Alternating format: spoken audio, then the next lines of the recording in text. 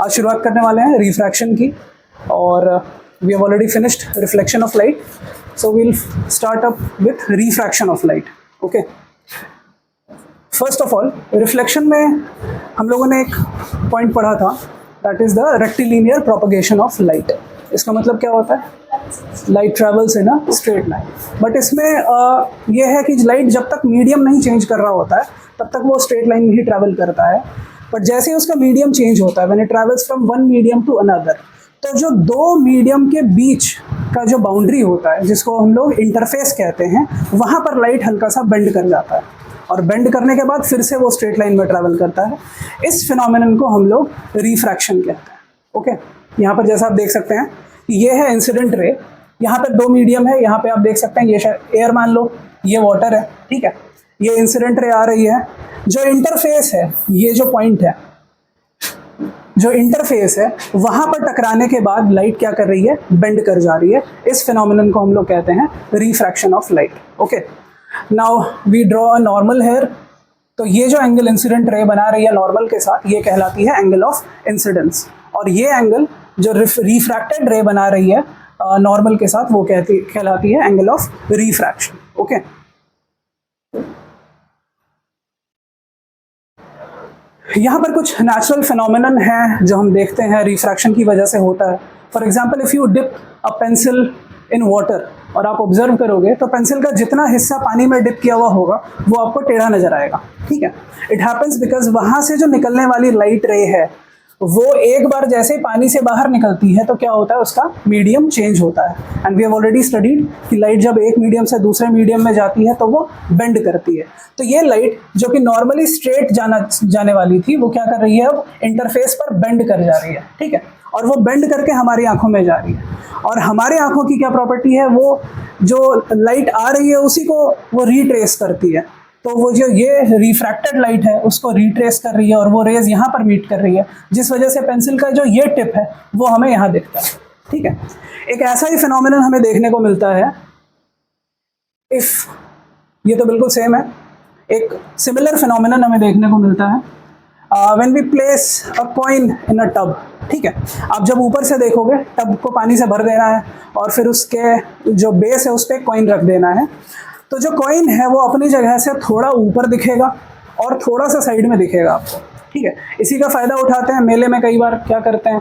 Coin रख देते हैं और आपको उसके ऊपर एक रिंग गिराना होता है. अगर आप रिंग गिरा देते हैं तो वो कॉइन आप जीत जाते हैं, बट आप नहीं जीत पाते हैं. क्यों? क्योंकि जो कॉइन का जो एक्चुअल कॉइन है, जो ऑब्जेक्ट है, और जो कॉइन की इमेज है, उसमें बहुत ज़्यादा फ़र्क है. देखिए कैसे, यहाँ से इंसिडेंट रे निकली, वो इंसिडेंट रे कहीं तो आई होगी, फिर टकराने के बाद हमारी आंखों के लिए वो इंसिडेंट रे है, ये निकली, और ये जो इंटरफेस है बिटवीन वाटर एंड एयर, वहाँ पर उसके साथ क्या हो रहा है? रिफ्रैक्शन हो रहा है, वो बेंड कर जा रही है.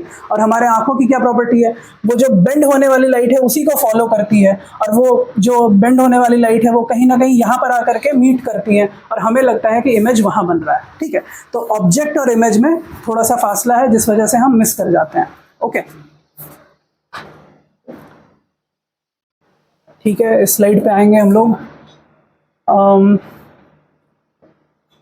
चलिए कुछ पहले स्टडी करेंगे. अब हम लोग मीडियम, इंट्रोडक्शन हम लोग समझ चुके हैं.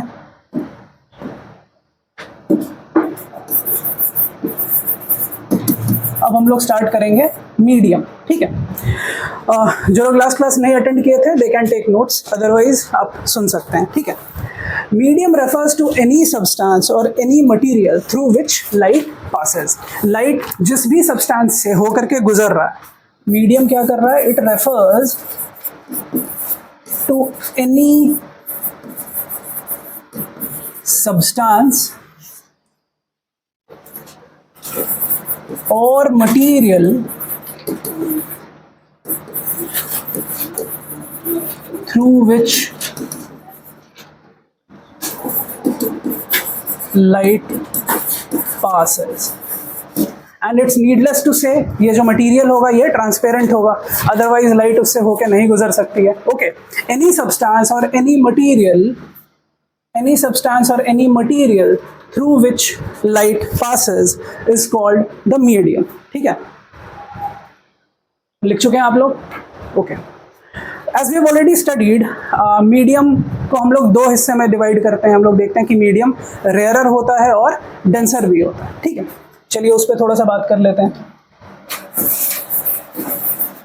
हमारा जो मीडियम होगा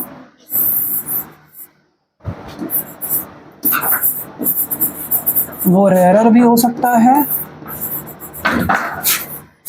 और वो डेंसर भी हो सकता है. ओके, हम लोगों ने बात की थी कि ये जो रेयरर मीडियम होगा इसकी ऑप्टिकल डेंसिटी कैसी होगी, काफी कम होगी. इसकी ऑप्टिकल डेंसिटी क्या होगी, ऑप्टिकल डेंसिटी लो होगी और इस वजह से लाइट इसमें ज्यादा स्पीड में ट्रैवल करेगा. स्पीड ऑफ लाइट जो होगी इसमें वो हाई होगी. इसके ठीक उलट जो डेंसर मीडियम है उसकी ऑप्टिकल डेंसिटी कैसी होगी, ऑप्टिकल डेंसिटी हाई होगी. अभी तो डेंसर नाम पड़ा है. ऑप्टिकल डेंसिटी हाई होगी और इसमें स्पीड ऑफ लाइट कैसी होगी, रेयरर के कंपैरिजन में कम होगी. ठीक है, we can compare it to a street. ये एक गली है या एक रोड है. डेंसर क्वांटिटी एक ऐसा रोड है, डेंसर मीडियम एक ऐसा रोड है जहाँ पर ऑप्टिकल डेंसिटी कम है, यानी पे ट्रैफिक बहुत कम है.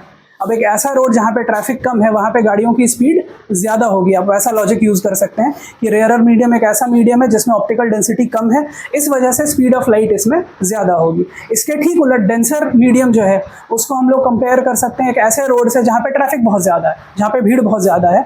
As a matter of result वहाँ पर गाड़ियाँ थोड़ी धीरे चलेंगी. ठीक है, so optical density is high which is why the speed of light is low. ये बात समझ में आ रही है? चलिए थोड़ा सा ऑप्टिकल डेंसिटी के बारे में भी बात कर लेते हैं. इसका डेफिनेशन क्या होगा, ये लिख चुके हैं. Okay,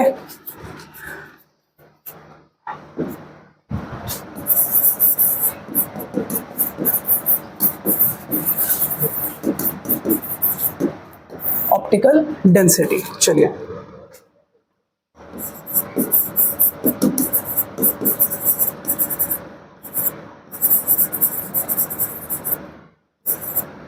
it is the measure of how much a material slows down light when light passes through it. ठीक है, I repeat, it is a measure of how much a material slows down light when light passes through it. ठीक है, तो जो medium का optical density है वो हमें ये बताता है कि वो मीडियम लाइट को कितना धीमे कर देगा जब लाइट उससे होकर गुजरेगा. आई रिपीट, जब लाइट किसी मीडियम से होकर के गुजर रहा है तो वो मीडियम लाइट को कितना धीरे कर पाता है, लाइट की स्पीड को कितना घटा पाता है, that is called the optical density of the medium. Okay, चलिए अब इसी से जुड़ा हुआ एक और टॉपिक है ऑप्टिकल डेंसिटी से रिलेटेड, जिसको हम लोग नेक्स्ट क्लास में बहुत ज़्यादा डिटेल में पढ़ेंगे. उसको कहते हैं रिफ्रैक्टिव इंडेक्स. क्या कहते हैं? Refractive index. ठीक है, इसकी डेफिनेशन ठीक है हम लोग पढ़ेंगे बाद में. फिलहाल हम लोग ये समझ सकते हैं, इट इज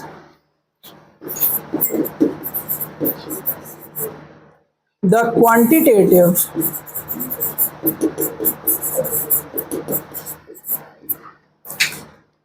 और न्यूमेरिकल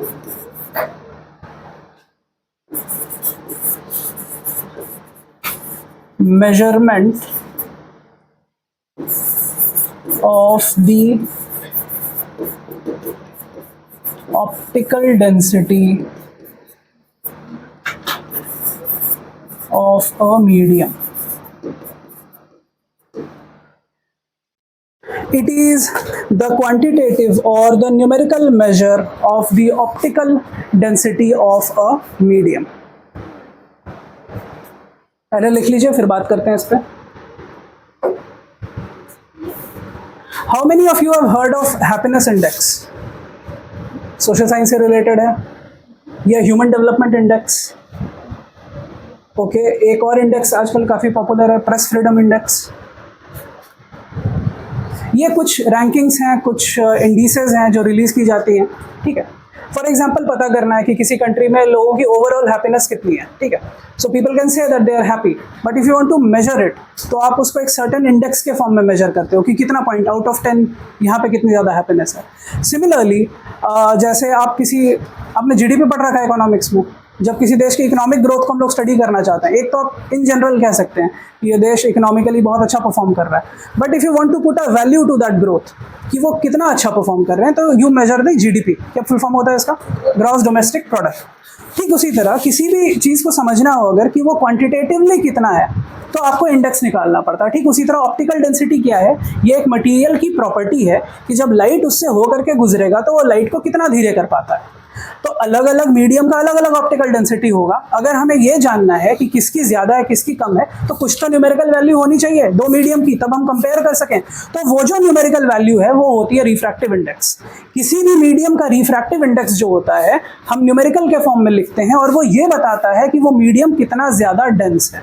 ये बात समझ में आ रहा है? उस मीडियम की ऑप्टिकल डेंसिटी कितनी है वो हमें पता चल रहा है रिफ्रैक्टिव इंडेक्स से। हम लोग पहले भी डिस्कस किए थे, कोई बॉडी कितना फास्ट है वो जानना है हमें तो उसका स्पीड निकालना पड़ेगा। ठीक है, कोई बॉडी कितना भारी है उसके लिए हमें उसका वेट निकालना पड़ेगा। ठीक उसी तरह कोई मीडियम कितना डेंस है उसके लिए हमें उसका रिफ्रैक्टिव इंडेक्स निकालना पड़ेगा, और ये नंबर के फॉर्म में आता है। इसीलिए इसको क्या कहा गया है? क्वांटिटेटिव और न्यूमेरिकल मेजरमेंट। क्वांटिटेटिव का मतलब होता है क्वांटिटी, ठीक है, आप नंबर्स असाइन कर सकते हैं उसको।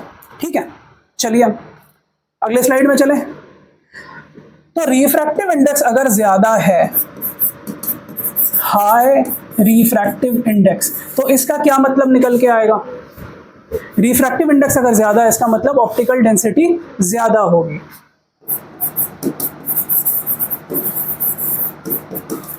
High optical density. और इससे आपको क्या पता चल रहा है? अगर मीडियम का ऑप्टिकल डेंसिटी ज्यादा है इसका मतलब स्पीड ऑफ लाइट क्या होगी? कम होगी।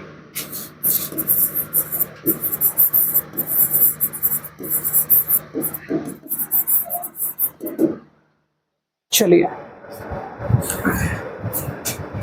Now one thing that has to be noted कि आपने फिजिक्स में पहले भी डेंसिटी पढ़ रखा है, density is equal to mass upon volume. वो वाली डेंसिटी और इस वाली डेंसिटी में आप कंफ्यूज नहीं करेंगे। ठीक है, ये दो बहुत ही अलग अलग चीज़ें हैं। वो डेंसिटी जो होता था उसका फॉर्मूला होता था मास अपॉन वॉल्यूम। ठीक है, the amount of mass which is there in a given volume. ठीक है, एक गिवन स्पेस में कितना ज़्यादा मटेरियल भरा हुआ है वो हमें उसकी डेंसिटी बताता था।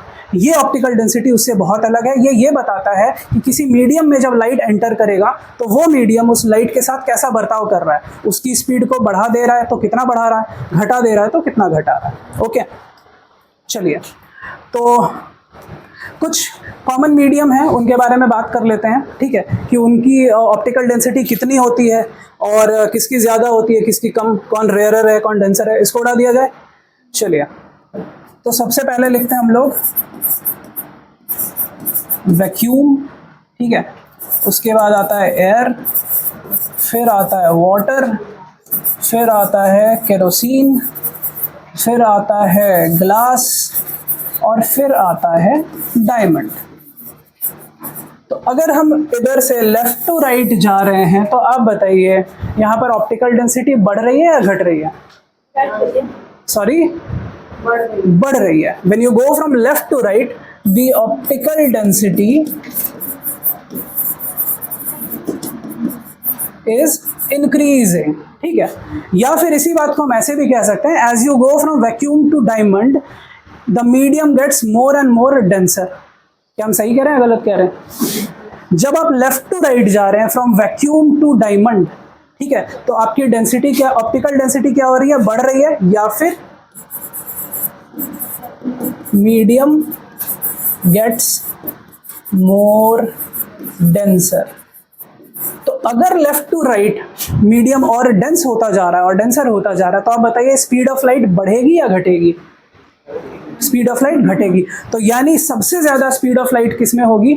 वैक्यूम में, और लास्ट ईयर भी हम लोग स्टडी कर चुके थे what is the speed of light in vacuum, 3 into 10⁸ metre per second, that is the highest value of the speed of light जो कि वैक्यूम में देखने को मिलता है। अगर उसी लाइट को आप ग्लास में चलाएं तो वो उस स्पीड पे नहीं चलेगी, उससे कम स्पीड में चलेगी, और सबसे कम स्पीड में वो चलेगी डायमंड में।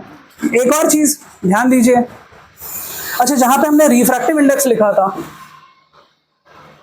Refractive index it is represented by small n, ये लिख लीजिए, रिफ्रैक्टिव इंडेक्स को हम लोग स्मॉल एन से डिनोट करते हैं। Okay, refractive index is represented by small n. अब यहां पर देखिए, जब हम लेफ्ट टू राइट जा रहे हैं ऑप्टिकल डेंसिटी बढ़ रही है, यानी रिफ्रैक्टिव इंडेक्स बढ़ रहा होगा या घट रहा होगा, रिफ्रैक्टिव इंडेक्स बढ़ रहा होगा या घट रहा होगा, लेफ्ट टू राइट बढ़ रहा होगा, क्योंकि रिफ्रैक्टिव इंडेक्स क्या, it is a direct marker of the optical density, जितनी ज्यादा ऑप्टिकल डेंसिटी उतना ज्यादा रिफ्रैक्टिव इंडेक्स। तो ध्यान देंगे वैक्यूम में 1 ले लेते हैं और डायमंड में सबसे ज्यादा होता है 2.42, ये नंबर आप याद रखेंगे। जो हाईएस्ट रिफ्रैक्टिव इंडेक्स होता है वो डायमंड का होता है एंड दैट इज 2.42। ओके, एक और चीज बता दे रहे हैं, थोड़ी देर पहले हम लोगों ने डिस्कस किया था कि जो फिजिक्स में हमने पहले वाला डेंसिटी पढ़ रखा था और ये वाला ऑप्टिकल डेंसिटी, ये दोनों आपस में अलग है, ठीक है। यहां पर ध्यान दीजिए, between water and kerosene optical density किसकी ज्यादा है, between water and kerosene optical density kerosene की ज्यादा है, लेकिन डेंसिटी किसकी ज्यादा होती है, वाटर की या केरोसिन? ऑब्वियसली वाटर की। हमने पढ़ रखा है ना कि केरोसिन जितने भी ऑयल होते हैं उसकी डेंसिटी वाटर से कम होती है, which is why oil floats on water, ठीक है। जो कम डेंसिटी वाली चीज होती है वो हाई डेंसिटी वाले फ्लूइड के ऊपर फ्लो करती है, ठीक है। चलिए, तो यहां से ये भी समझ में आ रहा है कि उस वाली डेंसिटी और इस वाली डेंसिटी में मिक्सअप नहीं करना है। ओके, चलिए, so the next line is कि light travels fastest in dash medium and slowest in dash. Fill कीजिए, फास्टेस्ट किस में चलेगा लाइट, वैक्यूम में, और स्लोएस्ट किस में चलेगा, डायमंड में, ठीक है। तो क्या हम ऐसा भी कह सकते हैं कि स्पीड ऑफ लाइट और रिफ्रैक्टिव इंडेक्स में इनवर्सली प्रोपोर्शनल का रिलेशन है, जितना ज्यादा रिफ्रैक्टिव इंडेक्स होगा स्पीड ऑफ लाइट उतनी ही कम होगी। Okay, now we will study the refraction of light in detail. इसको कॉपी कर चुके हैं? ओके, सबसे पहले डेफिनेशन लिख लेते हैं फिर बात करते हैं। Refraction of light,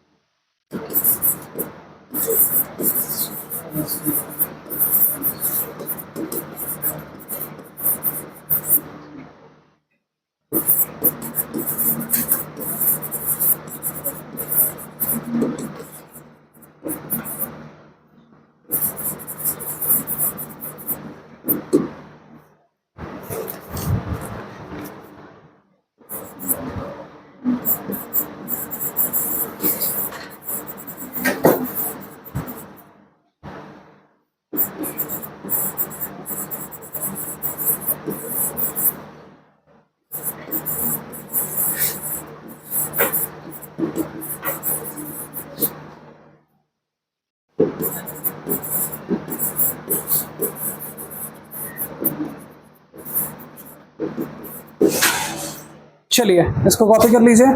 the definition says that what is refraction of light, it is the bending of light at the interface of two media when it passes obliquely from one medium to another.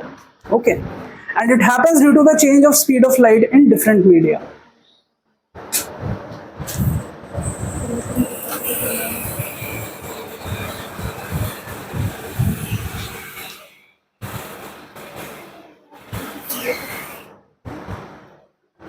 Refraction is the bending of light at the interface of two media when it passes obliquely from one medium to another.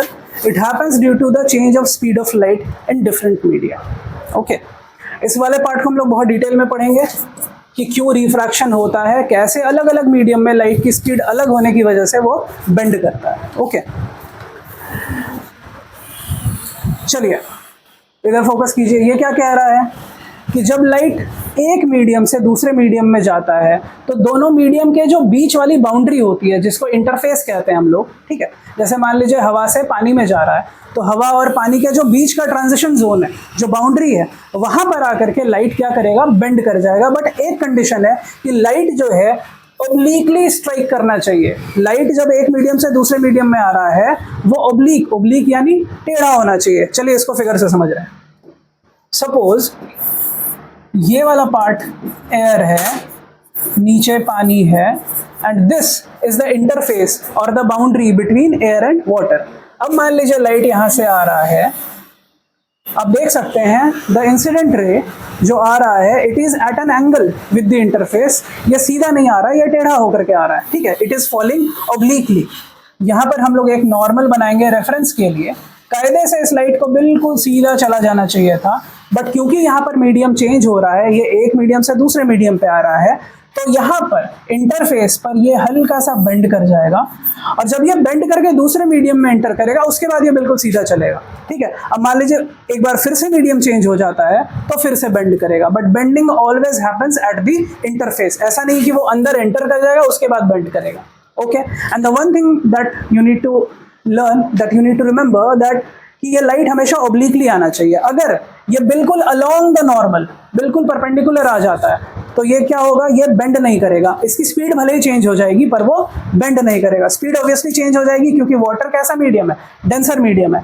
तो air से जब water में enter करेगा light, मान लीजिए बिल्कुल ऐसे perpendicular strike किया, तो वो बिल्कुल सीधा ही चला जाएगा बिना बेंड किए हुए, और वो स्लो होकर के जाएगा। ओके, चलिए, so this is the refraction of light. थोड़ा सा और डिटेल में समझते हैं इसको।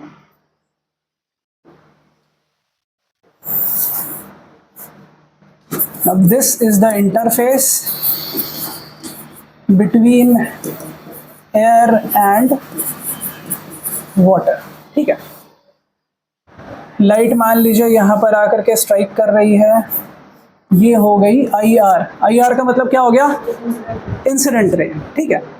मान लीजिए इस पॉइंट पर गिर रही है, इस पॉइंट का नाम P रख देते हैं, तो ये P पॉइंट क्या कहलाएगा, पॉइंट ऑफ इंसिडेंस। जिस पॉइंट पर आकर के लाइट गिर रही है वो क्या कहलाएगी, पॉइंट ऑफ इंसिडेंस। तो रेफरेंस के लिए हम क्या करेंगे, एक नॉर्मल बना देंगे at the point of incidence. ध्यान रहे, बहुत लोग गलती से नॉर्मल को नॉर्मल रे कह देते हैं। ये कोई लाइट रे नहीं है, ये एक इमेजिनरी लाइन है, ठीक है, जो हम लोगों ने बनाया है रेफरेंस के लिए, ताकि जो एंगल्स के मेजरमेंट है वो इसके रेस्पेक्ट में किए जा सके। We use I think we mentioned this before as well, कि पहले जब ज्योग्राफी में पढ़ते थे तो वहाँ पर भी we use lines like equator, we use different latitudes, longitudes, different tropics, ठीक है, वो भी इमेजिनरी लाइन्स होते हैं। बट वो क्यों इस्तेमाल किए जाता है, रेफरेंस के लिए।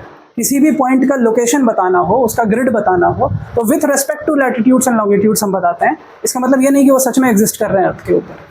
सिमिलरली यहाँ पर क्या हो रहा है, ये नॉर्मल हमने बनाया है, और ये जो इंसिडेंट रे है नॉर्मल के साथ जो एंगल बनाएगी ये क्या कहलाएगी, एंगल ऑफ इंसिडेंस। ओके, अब देखिए इस लाइट को अगर मीडियम चेंज नहीं होता तो ये बिल्कुल इस सीध में चली जाती, बट क्योंकि मीडियम चेंज हो रहा है तो ये बेंड करेगा, और ये बेंड करेगा नॉर्मल की तरफ। वी स्टडी अभी अगले ही स्लाइड में कि ये नॉर्मल की तरफ कब बेंड करेगा, नॉर्मल से अवे कब बेंड करेगा। तो ये बेंड करके ऐसे जा रहा है, और ये जो एंगल बन रहा है ये है angle of refraction. Angle of refraction last chapter में हमने पढ़ा था, एंगल ऑफ रिफ्लेक्शन, यहाँ पर angle of refraction. And just to remind you again, ये एंगल ऑफ इंसिडेंस और ये एंगल ऑफ रिफ्रैक्शन नॉर्मल के रेस्पेक्ट में कैलकुलेट करेंगे, ठीक है ना। कभी भी इंटरफेस के रेस्पेक्ट में मत कैलकुलेट कर देना। This angle theta is not the angle of incidence, this one is. Okay, तो यहाँ पर हमें क्या क्या देखने को मिल रहा है, इंसिडेंट रे, ये क्या है हमारा रिफ्रैक्टेड रे, ये क्या है नॉर्मल, ये है पॉइंट ऑफ इंसिडेंस, ये एंगल ऑफ इंसिडेंस, ये एंगल ऑफ रिफ्रैक्शन। चलिए नोट करना चाह रहे हैं, नेक्स्ट स्लाइड में चलें। Okay, now we will study कि लाइट जब बेंड करता है, ठीक है, तो वो किधर बेंड करेगा, नॉर्मल की तरफ या नॉर्मल से दूर।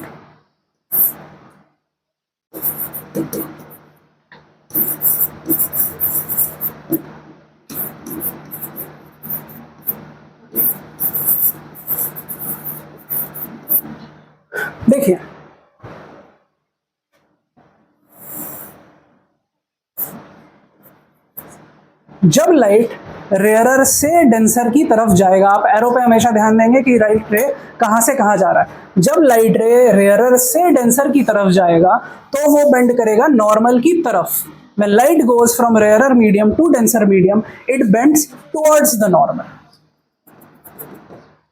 तो ये लाइट रे इधर बेंड करेंगे। ये मान लो एंगल ऑफ इंसिडेंस है, तो ये angle of refraction.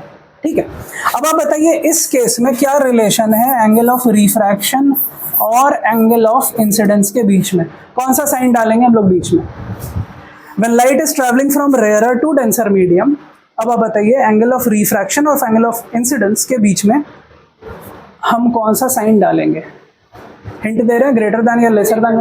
Greater than होगा या लेसर देन होगा?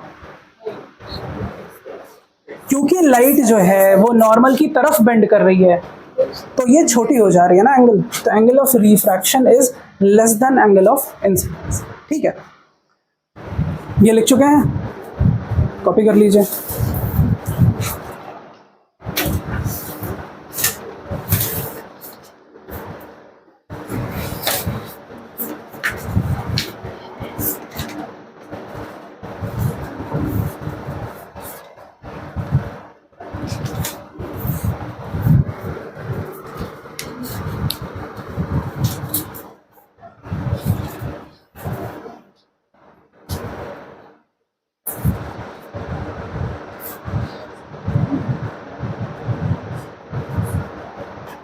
हो गया?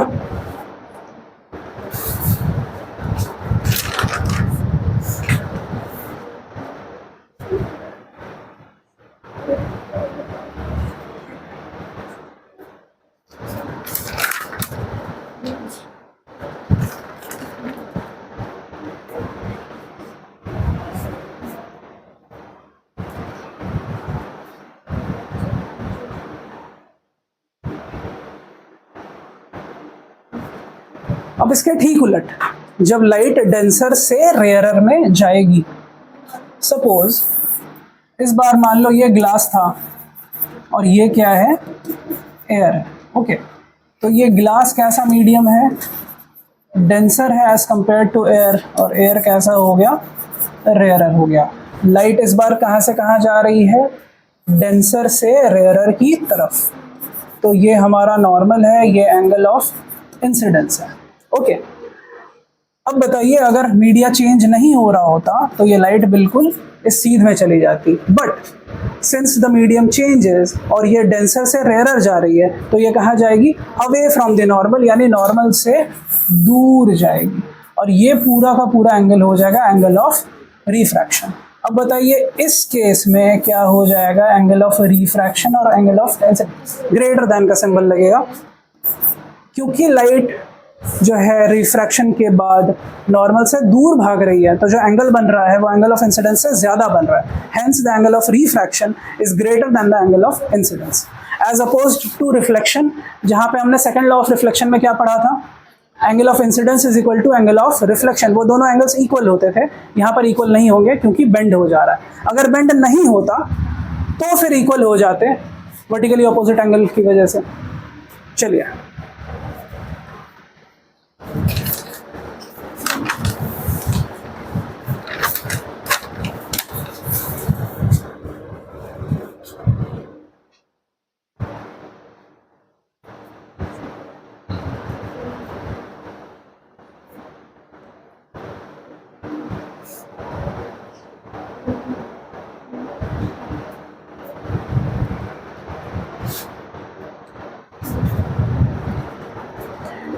इसको याद करने के लिए एक छोटा सा ट्रिक भी हम लोगों ने पढ़ा था, वो क्या था?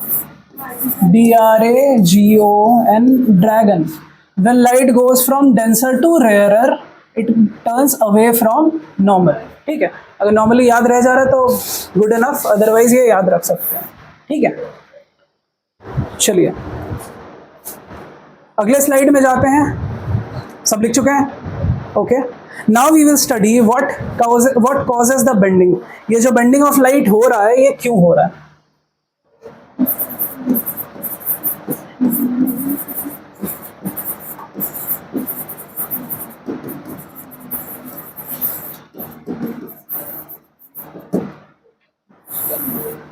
What causes bending of light?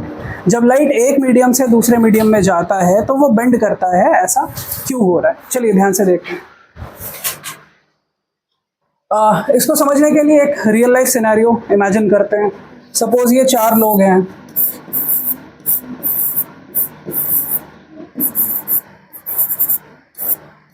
A, B, C and D. ये सब एक दूसरे का हाथ थाम करके एक ही स्पीड पर जा रहे हैं। So you can very well imagine with time ये लोग जो आगे बढ़ रहे हैं, ये ए टू डी वाला जो फेस है ये बिल्कुल सीधा रहेगा विथ टाइम। ऐसा क्यों हो रहा है? ये सबके सब सेम स्पीड से जा रहे हैं, ठीक है। Can you imagine this? A, B, C, D, ये 4 लोग हैं, एक दूसरे का हाथ थाम करके दौड़ रहे हैं and each one of them is running at exactly the same speed. इस वजह से क्या हो रहा है, जिस स्पीड से ए भाग रहा है, बी भी भाग रहा है, सी भी भाग रहा है, डी भी भाग रहा है, इस वजह से ये जो ए से डी वाला फेस है ये बिल्कुल सीधा रहता है और ये समय के साथ आगे बढ़ते जाते हैं। Now suppose it so happens कि किसी रीजन से सी और डी थोड़ा तेज दौड़ने लगे, या फिर ठीक उलट ए और बी थोड़ा धीरे दौड़ने लगे, whatever the reason might be. ऐसा होता है कि ये ए, बी, सी और डी में ये दोनों थोड़ा तेज भागने लगे और ये पीछे रह गए। सो विथ टाइम क्या होगा, ये जो फेस जो अब तक सीधा था ये थोड़ा सा टेढ़ा हो जाएगा, क्योंकि इधर वाले जो 2 जने हैं ये थोड़ा तेज भाग रहे हैं। जो तेज भाग रहे हैं उनके ऑपोजिट दिशा में ये एडी वाला फेस जो है वो बेंड कर जाएगा। ये बात समझ में आ रही है? ठीक है, ओके। एक और रियल लाइफ सिनेरियो इमेजिन कर लेते हैं। यही 4 लोग हैं, ए, B, C and D.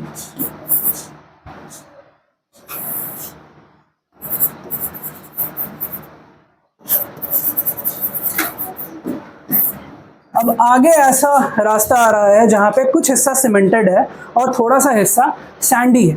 Now you can imagine कि जब ये लोग आगे बढ़ते हैं, as we all know, sand पे जब ये चलेंगे, जो लोग सैंड पे चलेंगे उनकी स्पीड कम हो जाएगी, ओके। अब बताओ ए, बी, सी और डी में कौन है जो सबसे पहले सैंडी एरिया में एंटर करने वाला है? कौन? डी एंटर करेंगे और थोड़े समय बाद सी एंटर करेगा, ठीक है। तो क्या ऐसा हो जाएगा कि ये लोग स्लो हो जाएंगे और ए और बी क्या हो जाएगा, वो कंपैरेटिवली फास्ट हो जाएगा क्योंकि वो लोग स्लो हो चुके हैं, ठीक है। तो ये जो इनका फेस था ए टू डी, ये क्या समय के साथ थोड़ा बेंड कर जाएगा? ये बात समझ में आ रही है? लेकिन एक ऐसा दौर भी, एक ऐसा समय भी आएगा जब ये सारे के सारे सैंड में एंटर कर चुके होंगे। सपोज ऐसा सिचुएशन है,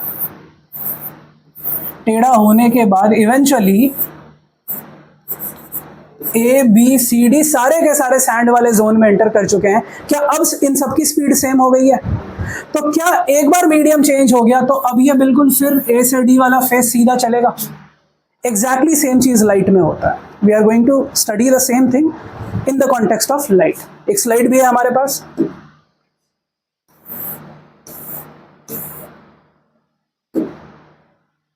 सबसे पहले एक चीज समझना होगा, we are used to studying light in the form of a ray, ठीक है।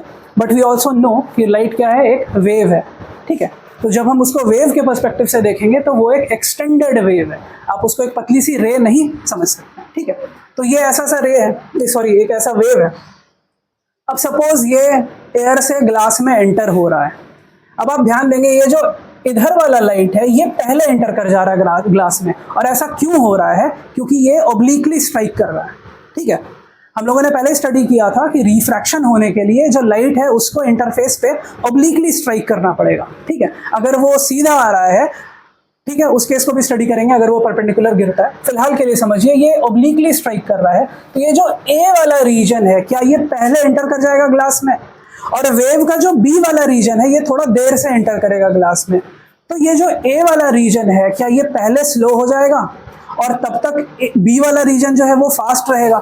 इस वजह से क्या हो रहा है, ये जो वेव फ्रंट है ये किधर बेंड कर जाएगा? ए की तरफ, इस तरफ बेंड करेगा, ये बेंड कर जाएगा टुवर्ड्स दी नॉर्मल। अब ठीक इसके उलट जब लाइट निकल रहा है, जब लाइट ग्लास से निकल के एयर में जा रहा है, अब देखो अब ये जो सी वाला रीजन है ये पहले निकल जा रहा है, ये पहले निकल जा रहा है, इस वजह से इसकी स्पीड पहले फास्ट हो जाएगी, और डी वाला जो वेव फ्रंट का रीजन है वो क्या हो जाएगा, वो स्लो रह जाएगा। हमने ऑलरेडी पढ़ा था कि अगर ये वाला रीजन फास्ट है तो बेंड इस दिशा में होगा। Now you can very well understand कि जो अलग अलग वेव फ्रंट का हिस्सा है वो अलग अलग टाइम पे एंटर कर रहा है, इस वजह से लाइट बेंड कर रहा है। बट सपोज अगर वो परपेंडिकुलर गिरता तो जो ए वाला रीजन है और वो बी वाला रीजन है वो दोनों एक साथ ही ग्लास में घुसते और एक साथ स्लो हो जाते, इस वजह से वो लाइट की स्पीड तो डिक्रीज होती बट वो बेंड नहीं करता। ओके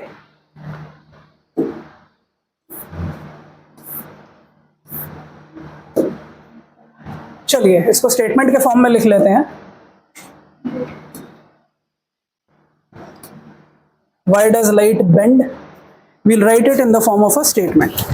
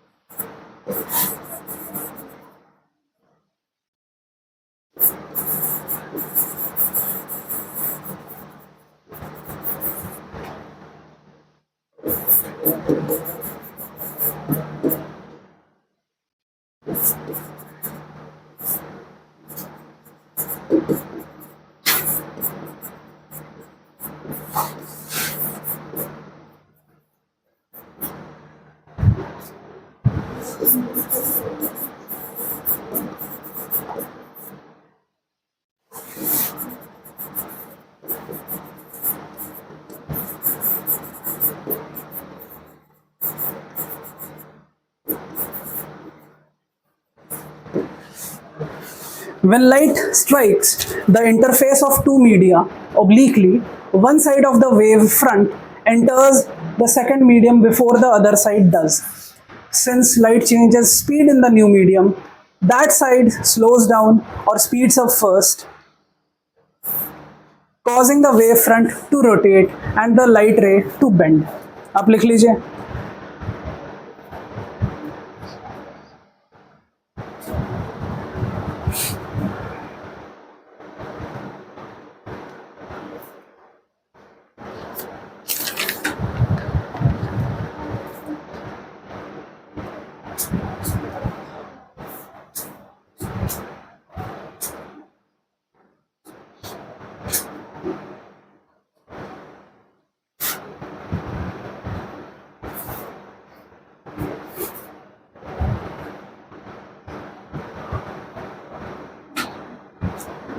चलिए लिख चुके हैं। Okay now one of you will read it out.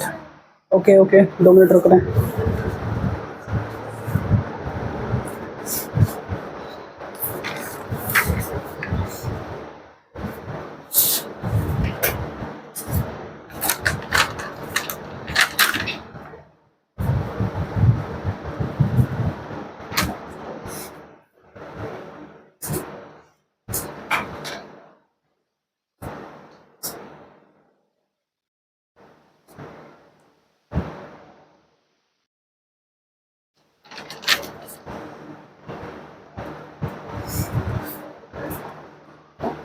चलिए मान लो ये ग्लास स्लैब है और ये लाइट की वेव आकर के स्ट्राइक कर गई, हल्की सी बेंड करेगी और जब निकलेगी तो दोबारा बेंड करेगी। अब जरा ध्यान से देखेंगे ये क्या कह रहा है, when the light strikes the interface of two media obliquely, जब लाइट वेव जो है इंटरफेस, मान लो ये एयर है, ये ग्लास स्लैब है, ये वापस से एयर है, तो जब इस इंटरफेस पर लाइट की wave obliquely at a certain angle आकर के स्ट्राइक करेगी तो होता क्या है, ये जो वेव फ्रंट है लाइट का, इसका एक हिस्सा वो पहले ही एंटर कर जाता है वेव में, दैट एंटर्स फर्स्ट। इसकी वजह से उसका स्पीड पहले चेंज हो जाता है। इस केस में वो स्पीड क्या हो जाएगा, घट जाएगा, वो स्लो हो जाएगा। और जो दूसरा एंड है वेव फ्रंट का वो थोड़ा लेट से एंटर करेगा, ठीक है। इसकी वजह से क्या होगा, लाइट एक तरफ बेंड करेगी, निकलते वक्त वापस से वेव फ्रंट का वो वाला हिस्सा वो पहले एयर में आ जा रहा है, जिसकी वजह से वो पहले फास्ट हो जा रहा है, और इस वाले की स्पीड थोड़ी लेट से फास्ट हो रही है, तो लाइट जो है, लाइट का ये वाला हिस्सा it's faster than this side और वो बेंड कर जा रहा है, ठीक है।